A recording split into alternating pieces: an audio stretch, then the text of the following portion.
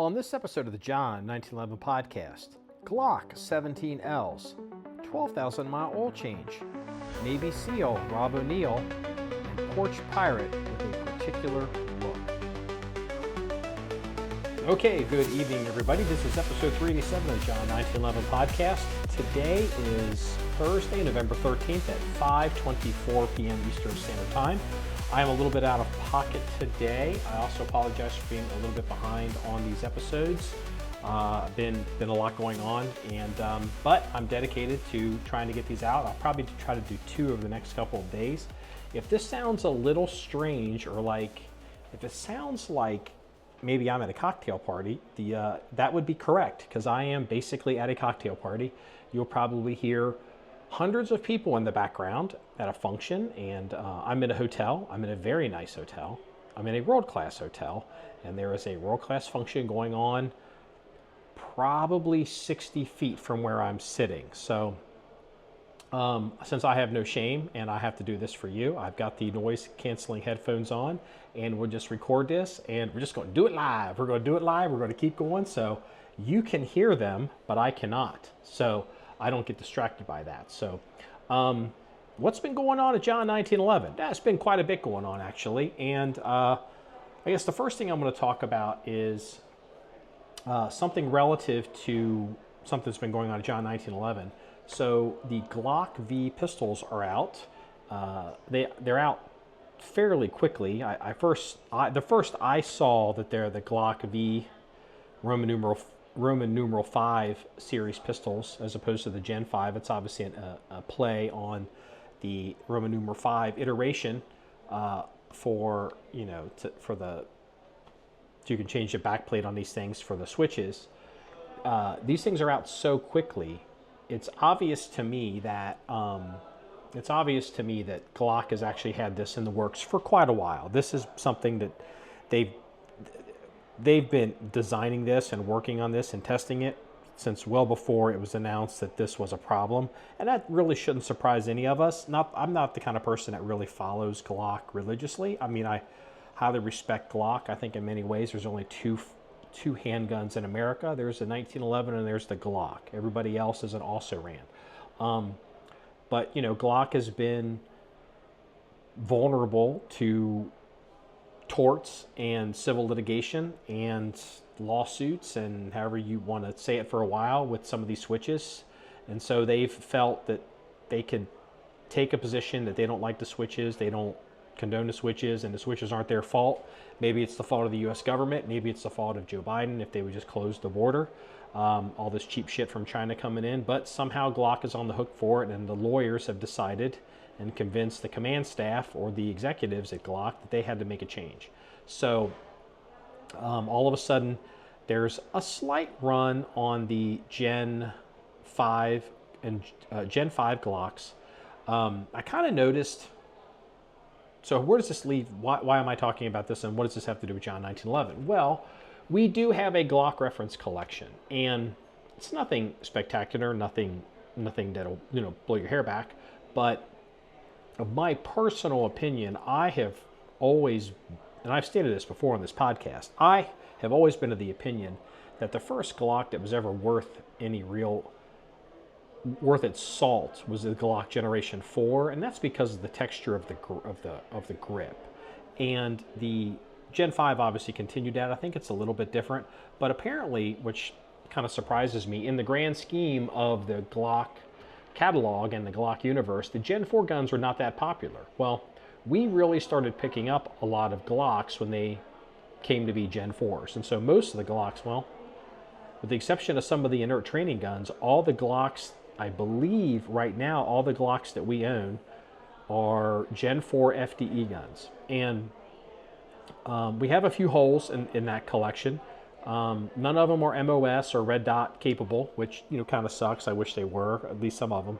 And incidentally, we did have, going back a while, we did have some Glock Gen 4 19s. And regular listeners of the podcast will know that I got rid of those during COVID. Shooter Supply was hurting for inventory, and there was a big run because no one was answering 911 calls. And so, I helped them out. I had some stuff to get rid of, and so we got rid of the Gen 19s. I don't care for the Gen 19 because they don't fit my hands. My hands are too large, and they split my hands open on doing reloads. The solution is to put a mag well on them. It's like, I'm a Glock 17 guy, so that left us with the 17, 34, 35, and then we have a 21, which is the full-size 45 ACP gun. I have been meaning to pick up another Gen 5 Glock 17 for red dot, and then I've also been meaning to pick up probably a Gen 5 Glock 20, which is 10 millimeter. And why would I want to? Well, one, we'd want the Glock 20 because it's a hole in the reference collection. Number two, in my opinion, realistically, and I think a lot of the even the 1911 manufacturers will admit this, that the best 10 millimeter option on the market these days, really for a long while, as far as being actually reliable and function under duress, would be the Glock Model 20. I have no experience with some of the new 10 millimeters that have come out. I've seen them, but it's not something that I've even really has piqued any of my interest. I would just be interested in a Glock 20. I think there's something to be said to have a Glock 20 as a backpack gun, or as a gun going fishing in Alaska, or bow hunting, or whatever you want to do in the woods, if you're not going to carry a big giant wheel gun. So the Glock 20's been on our list for a while, but like everybody else and like everything else, there's always something more pressing to buy for the reference collection than what some of these Glocks, because they're making them. Glocks are everywhere. Well, all of a sudden now there's a mad dash, and it's like, well, maybe I should start reevaluating some of this. So do I need another 17? Do I need a 17 MOS gun? It's like, nah. I mean, I do if I want to run Glocks. Glocks are kind of important. I've been kind of slowly making the argument that we probably should pick up a Gen 4, I don't think they make a Gen 5, but a Gen 4 Glock 22, which is the 40. And the reason is, as hard as it is to believe, we still have police departments that come through our facility that run the Glock 22. That will not go away for a long time. And, we should have the ability to shoot with them and train with them. And, it's not any fun to, have a piece of equipment that, you're shooting really well, and then they look at you and they're like, well, yeah, you can do that because you're shooting a 9, or you can do that because you're shooting a race gun, or you can do that because you're shooting something custom. It's always better to have the same gun and be like, this is what you can do, this is what you can be. Or if there's someone that can shoot better than you, be inspired and try to catch up with that guy, stay competitive. So, grand scheme of things, looking for a 20, but what's the other one? What am I looking for? It's like, I don't want a 380, I don't need that. I could possibly be interested in a 357 SIG full size, but I think it was Classic Firearms. They put out a presser here this week, and they were blowing out, literally, they were like $500 and some dollars. They were blowing out Gen 5 Glock 17Ls MOS for, $500 and some dollars. And it's just like, holy cow, yeah. Because it's the 17 frame, which I like, MOS, which I like. It's Gen 5, so just on principle, I have no use for a switch, but I'd given the option from a value perspective, it's like, I'll take one with a switch versus one that can accept the switch. Sorry, ATF. One that can accept the switch. That was literally a slip of the tongue. One that can accept the switch as opposed to one that could not, a legal post-sample switch. But also at the time, right now, well, I'll get to this in a minute, I wasn't entirely 100% sure that what the Glock V reliability was going to be like, or the striker, or the trigger, or durability. Like, the track record isn't really there. Probably is there, but it actually isn't. So, Gen 5 17L, it's on its way. I'll pick it up when I am back in town. We'll do a lot of stuff with it. We'll shoot it for groups. We'll run a gun with it a little bit. Just something interesting. Getting a holster for it's going to be kind of hard. I've got appendix carry holsters. I believe they're from Keeper's Concealment. I mean, they're pretty old. I mean, they're like, dude was making these with a heat gun and bending them so they can crack pretty easily. But I've got appendix holsters for 34s and for the 34, 35, from Keepers. I doubt anybody makes an appendix holster for the 17L. I mean, I'm a big guy, but I don't even know if I'm that big. So you'll see the 17L coming, and we'll do some stuff with it. We're going to be doing more just basic kind of target style shooting up by the barn, because we'd set up a little range up there. We can shoot it all weather.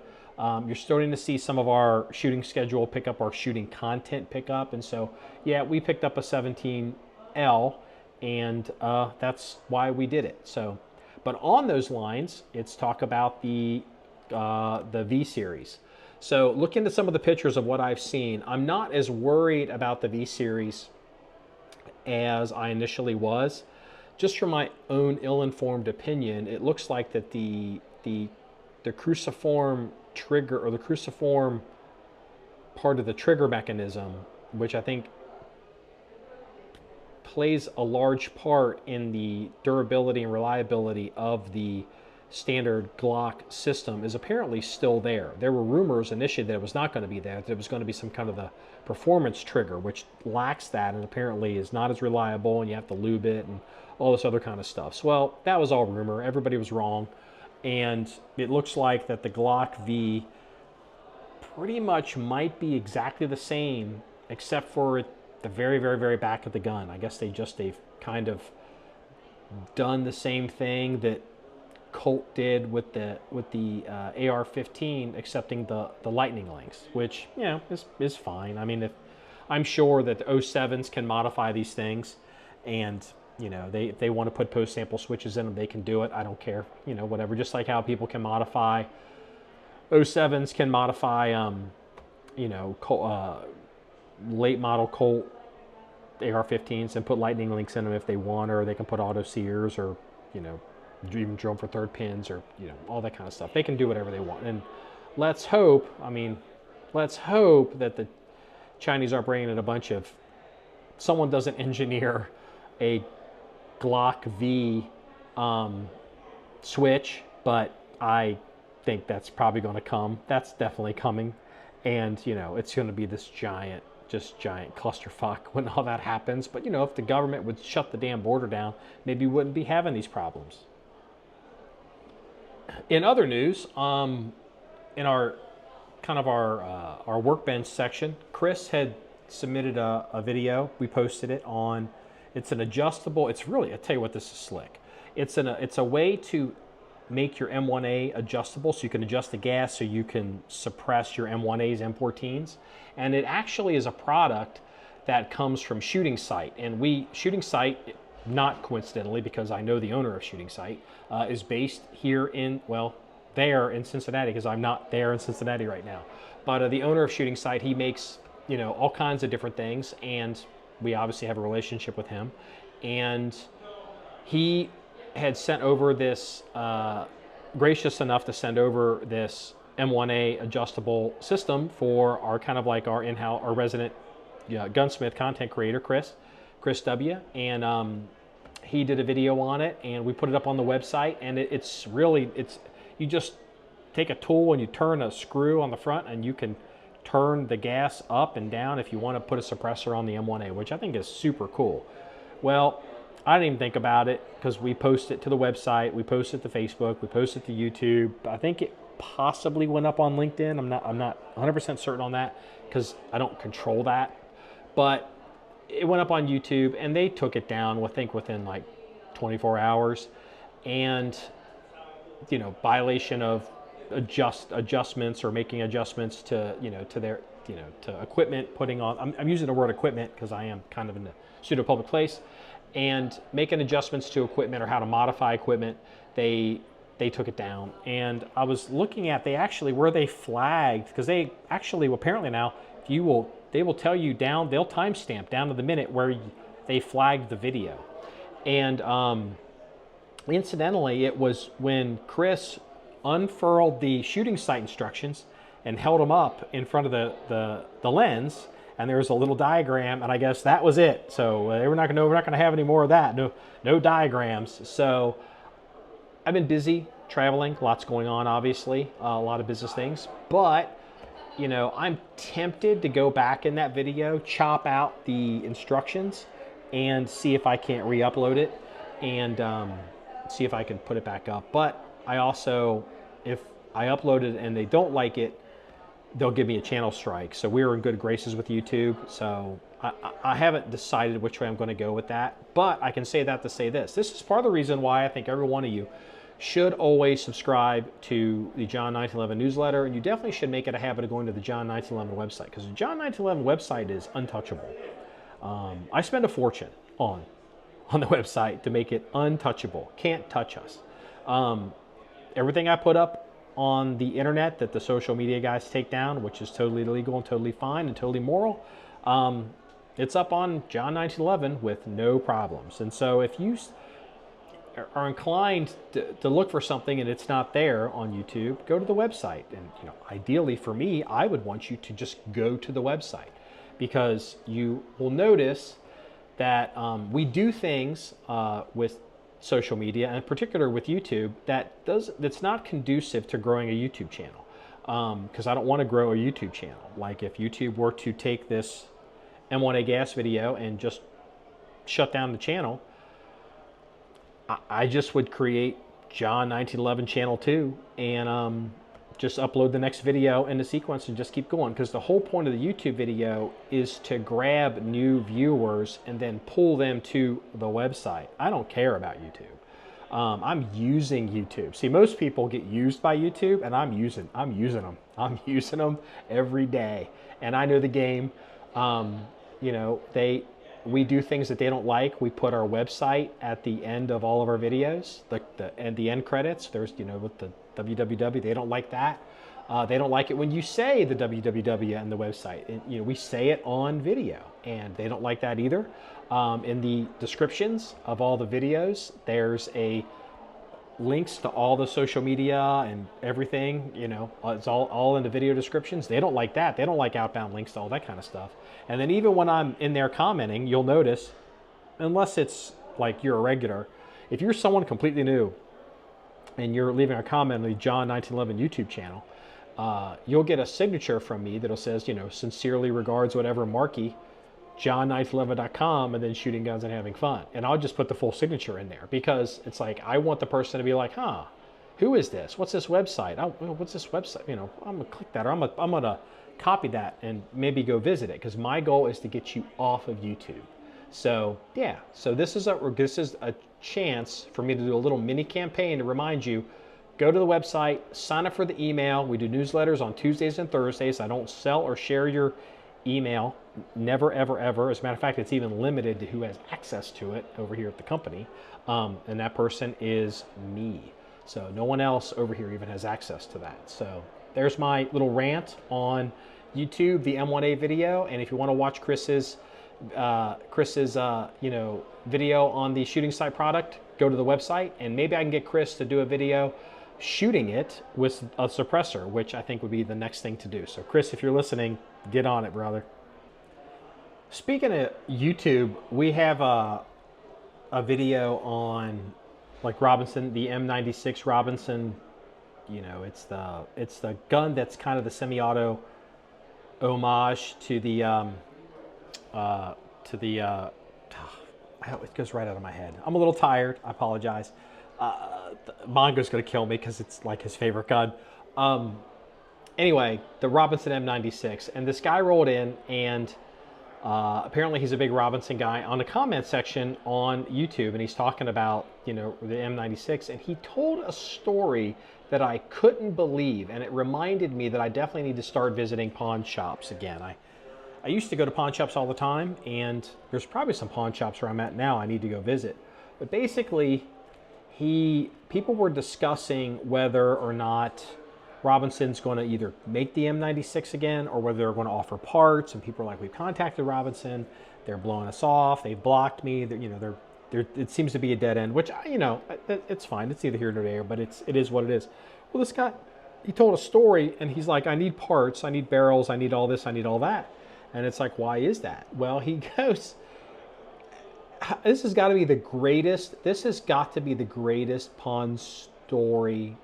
Almost as I say Pawn Stars. This has got to be the greatest pawn story as far as pulling something out of a pawn shop that I've ever heard as far as, equipment is concerned. Again, using the word equipment because I'm kind of in public.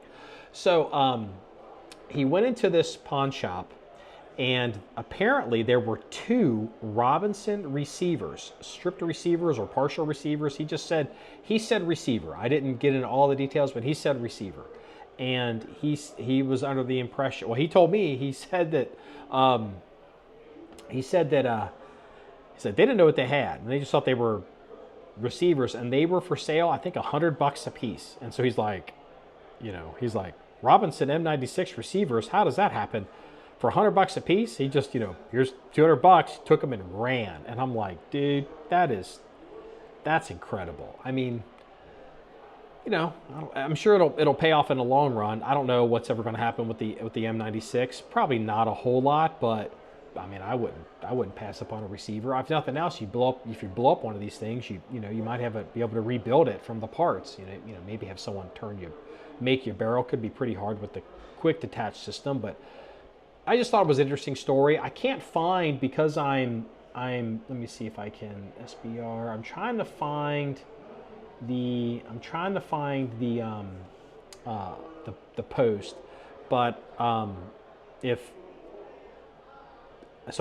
give the guy's name and tell the store, but I don't have access to his name right now. It's some whatever his handle is. It's not something like John or Bob or Tim. It's some complicated thing on YouTube, and I take it as a run. I think that's the greatest pawn shop find possibly that I've ever heard, and it's an inspiration to never give up hope. If you want to, if you're a kid, when you were a kid and you were enthralled by pirates and treasure hunting and hidden treasure, you can certainly, if you want to keep looking and go find stuff, you certainly, it is possible, because you never know what you're going to find in some arbitrage where somebody doesn't know what they have in this market, whereas another market it's worth quite a bit. So I thought I would share the story, the Robinson M96 receiver story, and I'm going to go hit some pawn shops while I'm on the road. So this is not directly related to the U.S. Army's M7 program, the rifle, or the 277 Fury 6.8x51 ammo. But it certainly is definitely in the orbit of this issue, and I thought it was worth mentioning. And so this popped up in Popular Mechanics 3 days ago. Scientists created a bulletproof material 3 times stronger than Kevlar. It's already breaking records. And so let's see what it says here.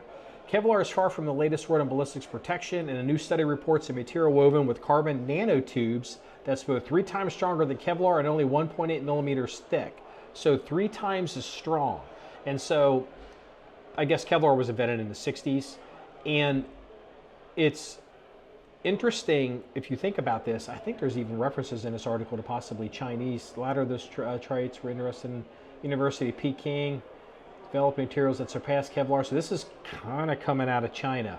So why am I talking about this? Well, the issue with the M7, or one of the appeals with the M7, is that near-peer adversary is the military is, the military tries to,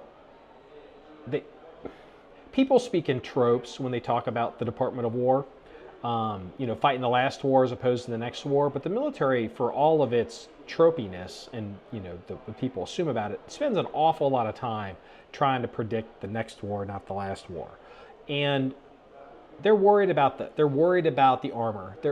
They're worried about it because armor is going to become, especially if it gets to be lighter, it's going to become an issue. It's going to become a thing.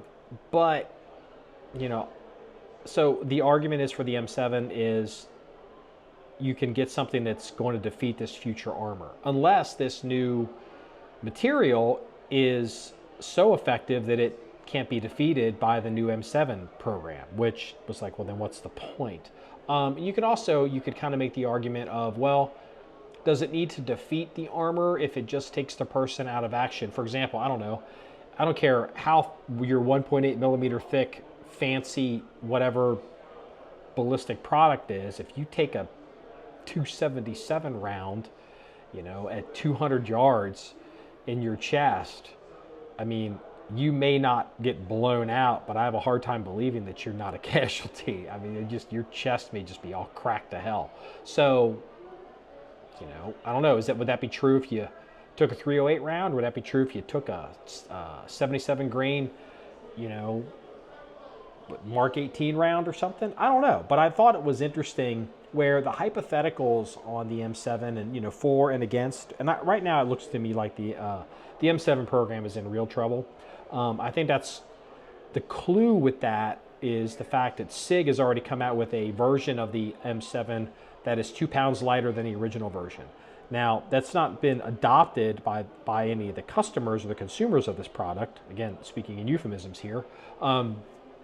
But it tells me that they definitely, it's more than just a product improvement. I think they're kind of trying to race to get ahead of the curve because, shit's heavy. And, the recoil's a lot and the stuff is heavy and the ammo's heavy and it's logistically it's a problem. So, I just don't know if, I don't know the future of the M7, and I think the worm is turning against it. But I think in the interest of fairness, it's important to mention in other venues or other sides of the argument, there's products like this nano, whatever it's called, not nanotechnology, I'll call it nanopolymer product. So what are they calling it here? I'm trying to scan the article. You'll likely have heard of these nanoscale carbon tubes, known for their both exceptional thermal conductivity, which is why scientists are experimenting with them using them to replace silicon in computer chips, and incredibly high tensile strength. And it's coming out of China, which sucks. But yeah, definitely worth mentioning. So we'll have a link in the description on the website if you want to read the article yourself. I doubt this development would save the M7, but I think on some level, I think at least gives a little bit of credence to the people that are pushing for the M7 as to maybe why they're worried about this subject. Maybe they're worried about the wrong thing. I mean, I've been hearing about flying cars since forever, and they still don't really happen. They're not practical. And so, I don't know, been hearing about this body armor forever, but, doesn't seem to be here. It doesn't seem to be practical. Oh, and since I'm in the Washington universe here, I'm going to go ahead and share this. So as of today, I think it was today this morning, it's really getting loud now because I can hear the talking coming through my noise-canceling headphones. So you all can probably hear all kinds of chatter. I hope this podcast is publishable. It was interesting because I saw a story from the FAA. Let's see here. Yeah, this was on CNBC. And when was this? When did they write this? This was just a couple days ago, and regarding the government shutdown. And the government is not shut down again, I think officially as of this morning. Today's Thursday, so maybe it opened Wednesday, but I think it's Thursday it's open. So for sure. So the FAA a few days ago announced FAA prohibits most private jets at 12 major airports amid shutdowns, air traffic staffing problems. Well, that makes sense. Like if there's only so much bandwidth in the system and you don't have as many air traffic controllers and people working in these facilities, if you have to make cuts, you're like, I'm sorry, private jet with 5 people on it, including the flight crew, you can't come in here today. You're going to have to go someplace else because that slot can be taken up by a Dreamliner or an Airbus. And so it was just really interesting that the FAA starts cracking down on like, hey, we're going to have to stop some of these private jets from coming in these busy-ass airports. And lickety-split, wham, bam, thank you, ma'am, 2-3 days later, it's like the government, like the next day, it's like there's been a breakthrough. And then, a day and a half later, it's like, oh, we think we have a deal. And it's like, yeah. I know one senator personally, and it would be hard to figure out who I'm talking about because I know him, like know him. Like we've met. We know each other. we've met. I'll just leave it at that. He is taking a private jet every day in the morning to go to work. And then at the end of the day, he's taking a private jet home when he gets done for work in the Senate. And I was just curious because I was thinking of my acquaintance, and I was just curious if the FAA prohibition would cover sitting U.S. senators. I don't know. Maybe it might. But I couldn't help but wonder if that might, that information might be a little bit salubrious to the stalemate in Washington, and no one's reporting it, no one's saying it. I'm just saying, looking at it from my end, once I saw the FAA thing, I'm like, this thing's over. This is going to be over quick, and sure enough, it is. Okay, you didn't think I was going to get through a podcast now talking about the new Ineos Grenadier, did you? My new toy. Look, I got to talk about my baby toys. And so, look, not that anyone cares. Like, you want to talk about this expensive truck I've got. I get it. This isn't really the place for it. But I wanted to share something with you that I thought maybe a lot of you would find interesting, and maybe you can educate me on it. I think Kraken's done a good job of kind of straightening me out on this. But let me go ahead and tell you what it is. So, oil changes. So, on the Tundra, which I've had for years and just, got out of the shop after like major service, I've done full synth oil for the last 13 years and, 5,000 mile oil changes. And, inside the engine looks great. Things are great. Almost 300,000 miles, 260 officially. I really haven't been driving that truck since I got the Grenadier. It would probably be about 265 by now. I drive quite a bit. I can do 5,000 miles in about 7 weeks on the Tundra. So, well, the issue with the Grenadier is, number one, it's a new vehicle, brake and oil change. And they're not recommending a brake and oil change. Number two, the factory oil change interval on the Grenadier is 12,000 miles. And so it's got a BMW inline 6 engine in it. It's the B58 is what it's called. And it is the same engine.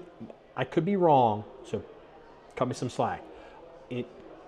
I think every time you see a BMW vehicle, like a later one within the past 10 years, and it has the letter I in the name, like 340i, I think that has an inline 6-cylinder in it, which I think is the B58 engine, which is what's in this Grenadier. Incidentally, the Toyota Supra, made by Toyota, has the B58 inline 6. It's also the same engine it's in the Z4, the little sports car that BMW makes, right? And so, again, it's the same engine, but they're tuned for, different power bands or whatever. And the Grenadier is tuned for torque and low-end performance. Like, the thing is governed. Like, I don't think you can go over 99 miles an hour, with the vehicle. So it's like, well, I'm going to do a brake and oil change, because I just am. Like, I'm just going to put my foot down on that. And we're going to do a brake and oil change.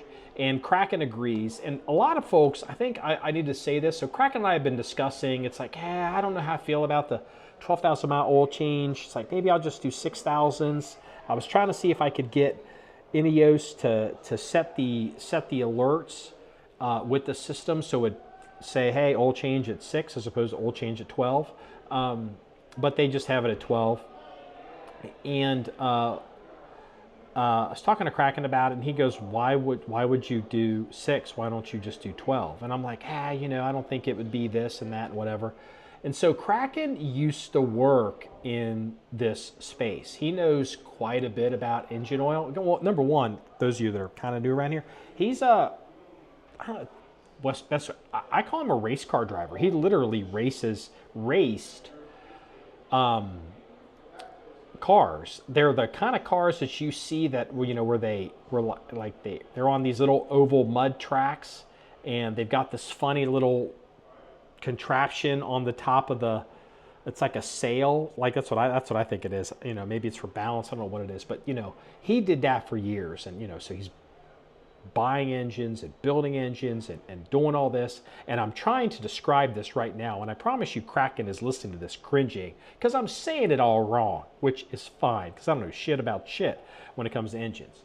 So he's a big Schaefer guy. I guess Schaefer Oil, and he's done some stuff for Schaefer. I guess I can kind of say that. And he's talking about the is it Molly or whatever it is in these full synth oils, and he's like, you can go forever on these things. I mean, he didn't say forever because I'm going to get everyone started, but he's like, absolutely. He's like, you can go 12,000 miles. Says you could easily do 15. He was talking about, because he runs his vehicles, and he not only changes the oil, every time he changes the oil, he sends the oil off to get tested. Even like in his, whatever, was it a 6.2 or whatever, 6.8, whatever truck he's got, American truck. And, it's like the oil still has 50% life in it and all this. And so, personally for me, so I'm going to do the brake and oil change. I don't know how I feel about a dealer or mechanic not looking at the vehicle, especially say the underside of the vehicle or just the rest of the stuff, except for every 12,000 miles. That kind of worries me a little because, again, like even with my issue with the Tundra, if it had been a 10 or 12,000 mile oil change, I would have been driving with a messed up water pump and the valve cover seal thing leaking for 12,000 or 10,000 miles. And, Lord knows what could have happened. Like I went in and they saw it happening, but it wasn't like I had any symptoms. So it didn't really damage anything. Well, if it's a 10,000 mile oil change, I don't know about that. But the other side of it is I drive so much, the idea of a 12,000 mile oil change to me sounds like a godsend. That would just be fantastic. Especially considering if I drive the Grenadier as a daily driver, I go back and forth on it. I've been driving it quite a bit. I've got 3,000 miles on the Grenadier as of right now, listening to this. I don't, and it'll be whatever it is when I get back. So it's a lot. I think I published a week or so ago. It was at 2,100, and I'm at over 3,000 now. And I just don't know as this off-road vehicle, if I really should be putting 25,000 miles a year on the Grenadier. But so at some point I'm going to have to start switching back to the truck, to the Tundra. So we'll see. So it was just been a big debate. So I'm saying all that to say this. I'm curious, what's your experience out there with doing oil changes on these modern vehicles with these zero weight oils, with these full synth zero weight oils? Are you getting 200, 300,000 miles on a zero weight 10,000 mile oil change interval? I know BMW they are doing on their for their souped up B58 engines on their iCars, they are doing a break-in. I think they're doing a break-in oil change, but they're definitely telling people to keep the revs down. I think for 2,000, might be 2,000 miles? I'm not entirely certain, but they're doing 10,000 mile oil changes on those sports cars with, when they're pushing all that power and kids can rev them and run around and do all this crazy shit with them. And it's like, this Grenadier is in essence a tractor. It really is. It is so not sporty. You're hardly taxing anything. So I don't know. I'd be curious in the comment section, what's your feedback on these 10,000 mile oil change intervals? And if you've not just like, oh, I've done 10,000 miles, like, yeah, I can do that too. But I'm curious, have you been doing 10,000 miles for 300,000 miles, 400,000 miles? Leave in the comment section. I'd like to hear your feedback on that to make me feel better about doing a 12,000 mile oil change on the Grenadier. Okay, let's talk about some stuff going on around the world. And this is, I'm going to have to wait till the boys are back and we can do this and we can cover it. But I've been warning. Look, this is like my hobby horse at this point with the whole gambling and baseball, and then there's some of this gambling in sports. And I supported Pete Rose not being in the Hall of Fame. I supported Pete Rose being banned for life. He's more infamous being banned than he is being allowed in. Everyone knows who Shoeless Joe Jackson was simply because he's banned. No one would know who Shoeless Joe Jackson was or know the name. You're doing Pete a favor by keeping him banned, in my opinion, but they've let him in. And I warned everybody. Again, for those of you that are new that haven't heard any of this, because I don't want to rehash all of it, I knew Pete's bookie. Let me say it again. I knew Pete Rose's bookie. And so I knew what he was involved in, and I knew the people he was involved with, and I knew he was guilty years ago. And you can't get involved with these people without them getting involved with you. And there's a reason why in 1919, Major League Baseball, after the Black Sox scandal, they did all this, why they banned all this, and why they got real strict with this. Because the idea that if you can throw a game, people can't believe the scores, they can't believe the stats, they can't believe the effort, it undermines, especially baseball with statistics, it undermines the entire ecosystem of Major League Baseball. Well, now that you've got this proxy betting on, I don't really claim to understand all of it, but there's been all of these arrests. It seems like every couple days there's an arrest by the FBI for one of these professional athletes. I guess they've got baseball pitchers, they've got basketball guys. There was somebody that was arrested. I saw it today, but I haven't read the papers because I haven't had time. I'm working. But, I don't know what sport this dude's involved in, but he's apparently professional. And I'm hearing rumors that one of the people that was arrested, maybe it's about a pitch. And it's not clear to me. Like maybe it's, I don't know, the third pitch in the third inning or the first pitch of the first out, or however they, like, what's it going to be or what, which seems insane to me. But there was even talk at one point, Dana White was worried about possibly people throwing fights. And this is going to be a fucking problem. I promise you. I can't tell you for certainty what's going to happen with body armor and the M7 and the 277 Fury, but I can tell you with 100% certainty that this gambling thing and organized crime, because it's a crime, if you are coordinating and RICOing and doing all this, it's a crime. So it is organized crime, whether you are Italian or not, is going to be a huge, huge problem.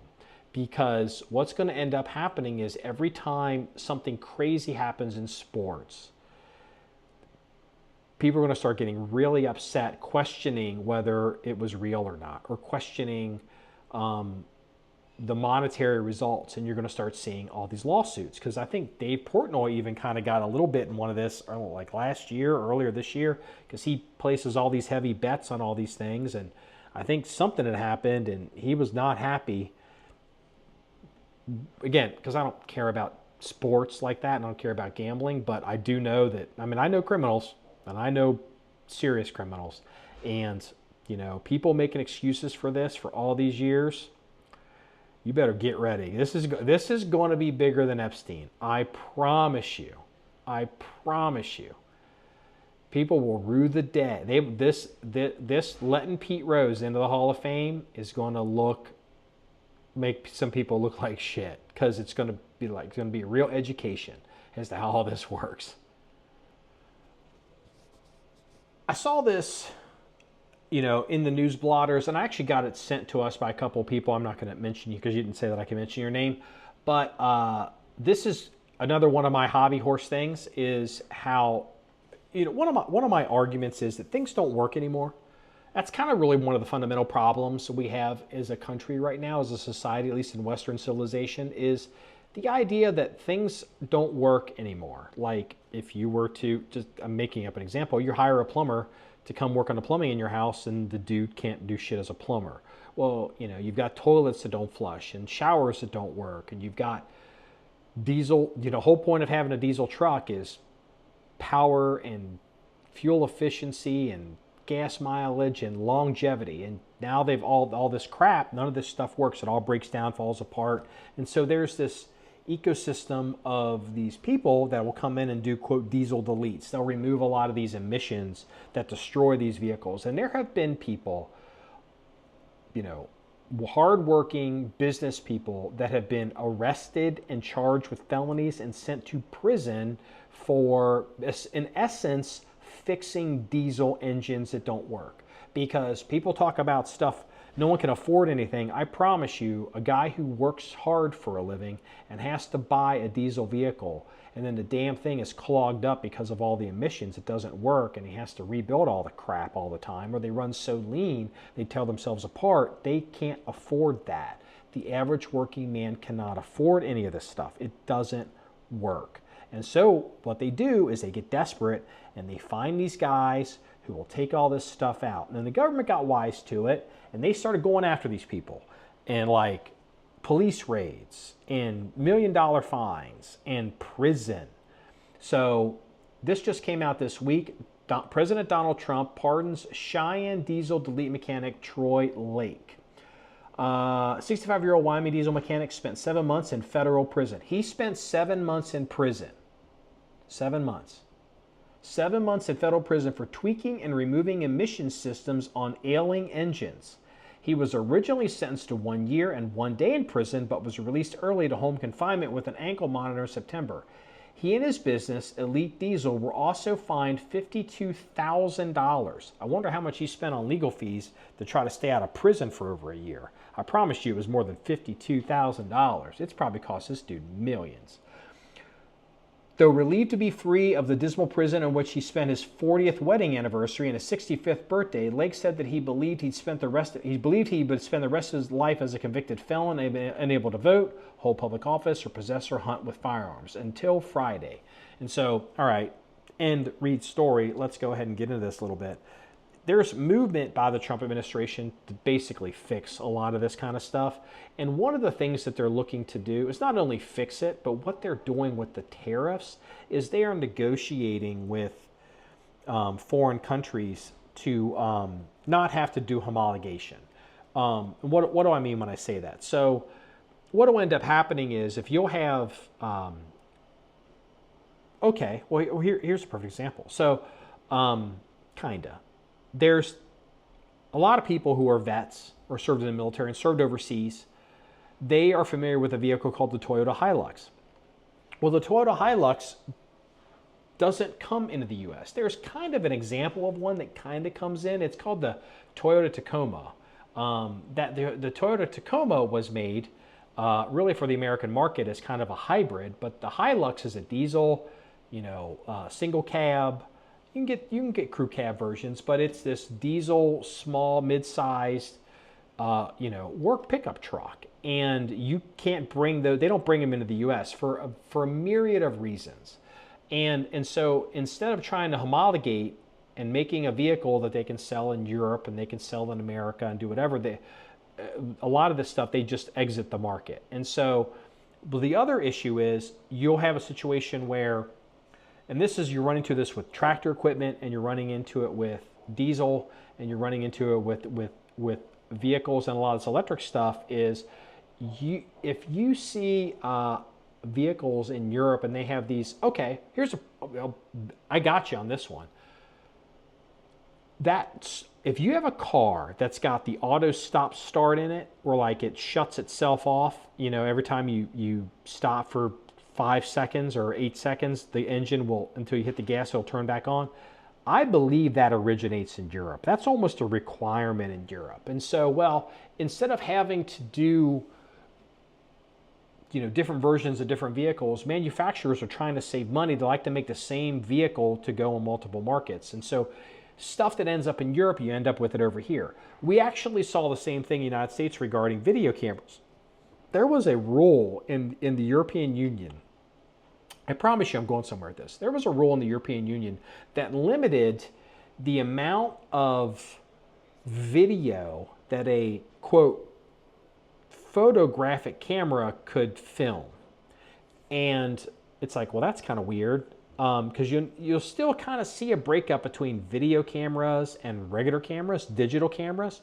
But what it is there's all these European camera manufacturers, and there's some in Japan as well, obviously.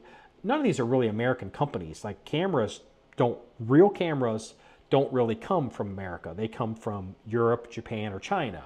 Well, in Europe, what they did is they were so afraid of these digital cameras wiping out a lot of their industries over there, their companies. They were able to pass a law that basically, I can't remember what the exact thing was, but you couldn't have a camera that could film more than, say, I don't know, 15 minutes of video or something. There's limitations on it. Well, that's an EU regulation. Well, all of a sudden, they're not going to come up with these different versions of the same camera to sell in 3 different places around the world. They're going to make one camera that works in all these markets, and that's what everybody gets. And this is what you run into. The Trump administration, what they're doing with their tariff system is, they have told specifically the Europeans, is how this is going to work with tariffs is if somebody makes a car in the United States and to whatever standards and safety standards that we determine, emissions, whatever we determine is good, and it passes in the U.S., guess what, baby? It's legal in France. What if the French standard is more strict than that? Tough shit. You want an 80% tariff on everything? And that's what he's trying to do. And so that will do 2 things. One, that will kind of correct the market. And 2, it will open up different markets for stuff that's locked out, from being used. But then the other thing, it'll also force other companies around the world to be more competitive, or force countries to stop these totally restrictive policies that are damaging a lot of these industries. Because at some point, it's no longer about making stuff better or protectionism. It's become obvious that a lot of these rules and regulations are really trying to put these industries out of business. The emissions stuff that's come out of Europe over the past 10 years and what they've mandated for 2030 is not trying to save on fuel or save the planet. They want to put these auto companies out of business. And that's why companies like Porsche are literally borderline bankrupt at this point. So, it's an interesting interesting story that's connected to a lot more than just some dude who is making trucks rolling coal in Montana or Wyoming, and it's something you should follow. And I feel like by the end of the Trump administration, that we're going to see some real movement on making emissions more reasonable and making vehicles more reasonable. As an aside, I'm not going to talk about it now, but if you don't care about any of this, you're like, I don't care about diesel. I don't care about trucks. I don't care about tractors. I don't care about Marky's stupid off-road vehicle. I don't care about any of it. Leave me alone. The vaunted Toyota has just done another recall on over 170-some thousand vehicles for these engines blowing up. And the reason these engines are blowing up is because the U.S. government has mandated CAFE standards that are so unrealistic that they're forcing Toyota and other companies to make smaller and smaller engines and put big turbos in them, as opposed to making naturally aspirated, and they're blowing up. And this is becoming a problem. Toyota is in full crisis right now. Toyota, Lexus, you've got all these vehicles running around, they're blowing up, they're problems. But all this is because of what these bureaucrats are doing to these industries. They're making the stuff so restrictive that it's almost impossible to meet these standards. And so Troy Lake mechanic getting a full pardon from Trump, that is actually good news. And maybe we'll see some real movement on this year. It definitely before the end of the Trump administration. In other news, I've seen this, and some people have sent it to me, and I really haven't had a chance to look into it, even though I could probably just walk outside and go and look into it. There's a story going around by, look, I would call this by not as credible media sources as other media sources, but there's a story going around that that certain groups or somebody has identified they have a suspect as to who placed pipe bombs outside of the GOP and Democratic National Headquarters in Washington, D.C. At the night before, I guess January 5th, I guess the night before the inauguration. And one of these got really, in theory, these bombs got real close to then Vice President-elect Kamala Harris. That's a big deal. So there's been stories going around in social media, unverified and I think unsourced, And how they're identifying this person, I think is specious. But they're claiming that there's a woman, and I don't know if at the time when this incident happened, if she was a Capitol police officer or whether she was a former Capitol police officer. But apparently, at least last I heard, I don't know if she's at this time if she currently is, but apparently she's a contractor for the CIA. Like staff support, something. There's, not everyone works at the CIA. Most people that work at the CIA don't do cool stuff. So, and they're supposedly from her gate and whatever and all this, which is pretty lame. Like that's not a whole lot to go on. And it's like, okay, well, why would they run these stories?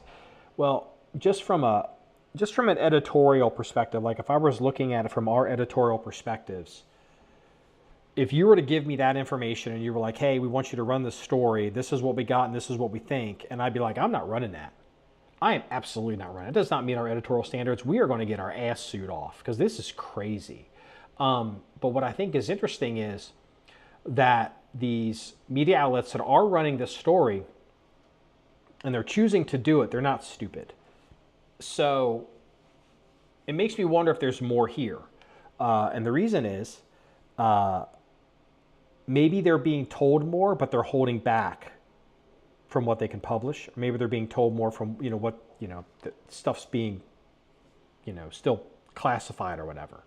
But also what I think is interesting too, not only from that perspective, does it not meet editorial standards for most news outlets, but some of these people are still running the story. People that have a lot to lose, especially in this sue happy environment. But what's really interesting, and I'm waiting for it to happen, is, and in this woman's defense, because I have to give you both sides here, this suspect, former police officer, contractor at the CIA, again, assuming, if she can do all that she's an upstanding citizen and has gone through background checks and security clearances and whatever. I mean, like, how many of you have, carried a badge and a gun, in service of your community? I mean, I'm just saying. So if this is not true, it's pretty obvious. They've identified her. Lawsuits are imminent. I mean, if anything, there would be a letter from some attorney being like, hey, this is a notice, preservation of materials and preservations of communication and documentation because we intend to sue you. And as of 6:25 p.m. Eastern Standard Time, Thursday, November 13th, I have not seen any reporting of that. I think that's very curious. Now, I'm telling you that story to go back into the Wayback Machine and to tell you this story because I just want to be careful. Because I'm suspicious there's more here, because if there wasn't more here, I feel like lawyers would be involved already. So it's like it's quiet. The dog hasn't barked yet. I'm like, that's weird. You may remember back when was the Olympics in Atlanta? Was that 96? So 96, there was the Olympics, the Summer Olympics was in Atlanta, and somebody set off, what was it, a backpack bomb or pipe? I don't know, I can't remember. It was something terrible. And, it went off in the middle of like Olympic Park, whatever they called it. And so there's this security guy who works security, and he's not a cop. He wants to be a cop, I think. He, criminal justice major or whatever, and it's what he wants to be in life, which great for him. And he ends up noticing this abandoned package or abandoned bag somewhere, and they were instructed to do this. They were instructed to keep an eye out for this. He did his job, and very quickly the worm turned, and he was, I can't remember how long his name, he was basically turned into the suspect. Richard Jewell was his name, and his name was slandered from coast to coast. It was slandered on conservative media, it was slandered on liberal media, it was slandered in the news, regular news, it was slandered in print, and everybody basically, then it got to the point where they started looking into his life. And everything he'd ever said that maybe all the corners didn't quite match up. Aha, he did this, or aha, he said that. And not everybody's perfect. Only Jesus is perfect. I'm not perfect. I promise you I'm a worse person than Richard Jewell was. as unsympathetic as you may think Richard Jewell was, I promise you, I'm a worse person than Richard Jewell. And they destroyed this fucking guy. And it ultimately ended up that none of that was his fault. He didn't plant that bomb. He wasn't involved in any of it. He was doing his job. It was an anti-abortion protester named Eric Rudolph that they ended up running him down to the woods and killing him. I think they killed him. Then ended up getting caught years later, and Richard Jewell eventually was exonerated. But where does Richard Jewell go to get his reputation back? Whatever became of Richard Jewell? Is he even still alive? Was he able to ever get a job? I mean, he was so slandered for so long. Even it's like, oh, sorry, dude. I mean, you're so committed to slander him at that point. What you were supposed to say? Sorry, I said you were a piece of shit. And like people disowned him in his personal life. People disowned him, in the town he lived in. I wouldn't be surprised if he had to change his name and move away. So, going back to this story that's going out there with this Capitol Police and the stuff that happened on January the 5th and then January the 6th, I wouldn't run this fucking thing. I hate this fucking story. Unless there was somebody with a lot of credibility coming to me, telling me that, hey, there's more to it, there's this, there's that, and the other, go ahead and run it. But then I would wonder, yeah, you said the same thing about the laptop for certain people, sons of certain people. You said the same thing about the wiretaps and the not wiretaps. And so I hate this story, but I find that the dog that hasn't barked yet might be a reason there could be more to it, because I don't know, you wave that red meat in front of those dogs, they're going to come running. So I expect this Capitol Police officer, this former Capitol Police officer, I'm watching her very closely, because there's going to have to be some kind of reaction, or lack of reaction is a reaction. And either someone's going to get sued and put out of business, or something's going to happen and someone's going to get arrested. And speaking of getting sued, baby, this one kind of fell off my radar. I was never someone that believed any of this backbiting and complaining about this person. And I would notice it in the comment sections whenever I would see this person. I'm not telling you this person yet. But it's like, you see a lot of these shit asses in comments, especially in like really popular places. We do a pretty good job. Incidentally, we're pretty proactive about, moderating our comments. We don't let people just say any crazy old thing in our comment sections. But we give people a fair amount of leeway, And this is regarding to Rob O'Neill. And if that name rings a bell, but you're like, who's Rob again? Rob O'Neill is a Navy SEAL. There's a rhyme I didn't mean to make. There's a guy named Rob O'Neill, and he was a member of SEAL Team 6, Dev Gru, whatever you want to call him, whatever no name they've got. And apparently, my understanding is everyone, I agree he was on the raid for the Osama bin Laden capture kill mission. And he apparently is the person that Rob O'Neill is apparently the person that shot Osama bin Laden. Well, there's always these shit talkers going around, and for some reason, somewhere, there's a bunch of bro vets that have decided that they don't like Rob O'Neill, and they don't like anything of his stories, and it's gotten worse and worse, to the point that basically now they're saying that Rob O'Neill, at this point, it's so out of control, I wouldn't be surprised if they're trying to say Rob O'Neill worked at McDonald's with Kamala Harris at some point. Like, he wasn't on the raid, he didn't do this, he didn't do that, he's a liar. And like, I've got friends in the unit, and, it's always these, I've got sources, and he's PNG'd, and blah, blah, blah, and all this. And I'm like, shut up. These people that get in these spec op groups and they want to shit talk each other. My position's always been with all of these kind of groups, unless you're in the group, shut the fuck up. Stay out of it. Let them argue amongst each other. Don't take sides. It's not a football game. You don't get to put the jersey on. If you weren't wearing that jersey and you're not in there, I wouldn't get involved in it. And this is where the lesson is coming home in reference to the Capitol Police officer, Richard Jewell, and then Rob O'Neill. So Rob O'Neill, there's apparently a podcast out there I've never heard of, and it's probably more popular than our podcast. But there's a podcast out there of some bro vets, I'm assuming. I've seen just the reporting of it, so it's like it looks like a bro vet situation. And they are getting sued by Rob for basically they're getting, I haven't seen the suit, but I'm sure it's defamation, loss of income. I wouldn't be surprised if, conjugal visits with his wife or launch of conjugal whatever. This is going to get real bad. This is going to get real bad real quick. And, but I don't know if Rob's going to win, because if they believe it to be true, and he's a public figure, and they believe it to be true, they're going to win. But if they can get and they can, if this was some kind of tactic by this podcast to drive traffic and get clicks and likes and views and then monetize off of that, and they knew better, it could be really bad. But either way, even if they win, how much money is this going to cost them, these people, this podcast? I mean, I don't want to spend a shit ton of money fighting off Rob O'Neill. I mean, I have no reason why I would have to fight off Rob O'Neill. But, I mean, if you look at the record of people fighting off Rob O'Neill, it's zero and whatever, because Rob O'Neill has made it and Osama bin Laden didn't. So, it's interesting.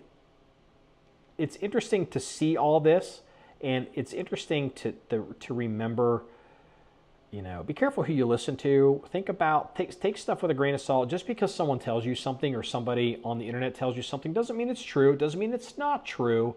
But, an old boss of mine, had he had a lot of great advice from life lessons, because he'd seen other people make, or, maybe mistakes he had made, but, in this particular case, and I've said this before, and his argument was, don't put anything on your resume that you have to defend. And as of right now, I think it's pretty fair to say, I believe, if I have to guess, Rob O'Neill hasn't put anything on his resume that he should have to defend. And I think it's going to be very interesting to see how this ends up. And it might end up being a real lesson for a lot of people that don't normally pay attention to this kind of stuff or these kinds of issues, or the subsequent fallout or results that can happen when people say crazy shit on the internet. So, one worth following, and we'll absolutely follow it, as this goes forward. Okay, we're to the police splatter, and we're going to go ahead and wrap this one up. I got 3 good ones for you. The first one comes out of Cornelius, Oregon. I thought this was pretty good.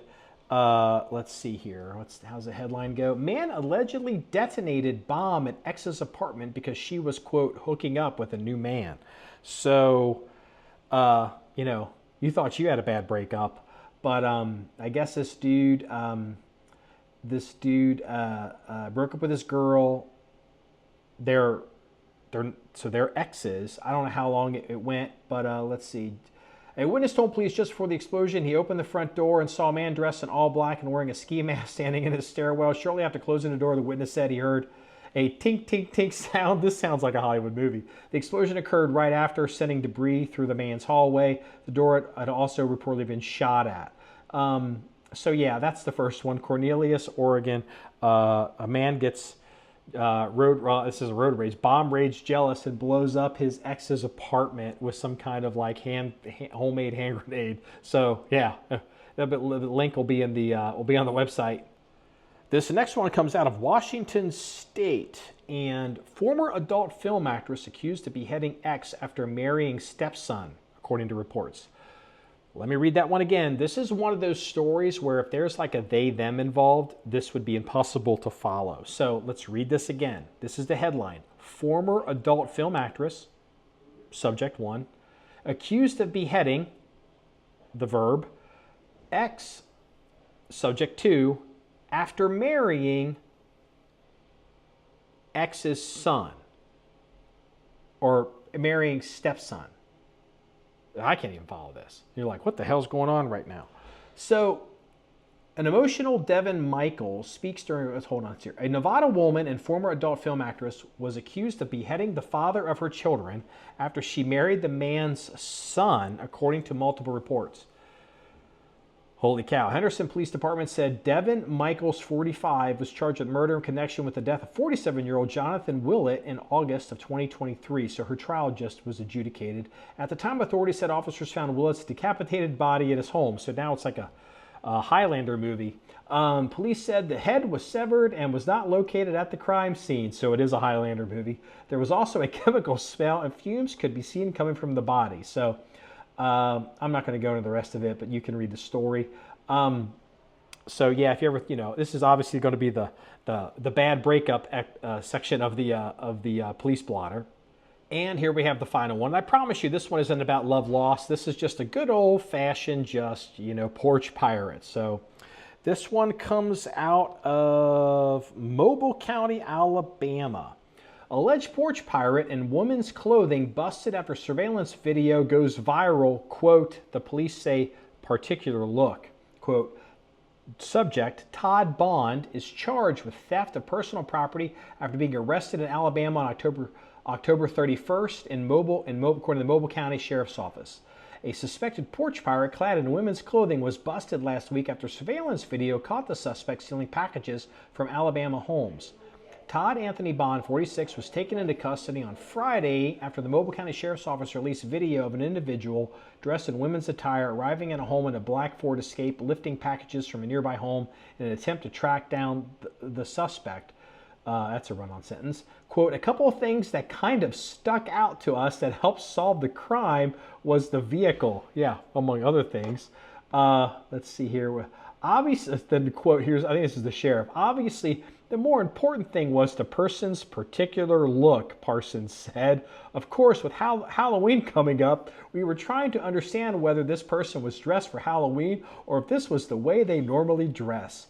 And so basically, the video shows Bond pulling his vehicle in front of the house before taking a hit of his vape and approaching the front door in broad daylight.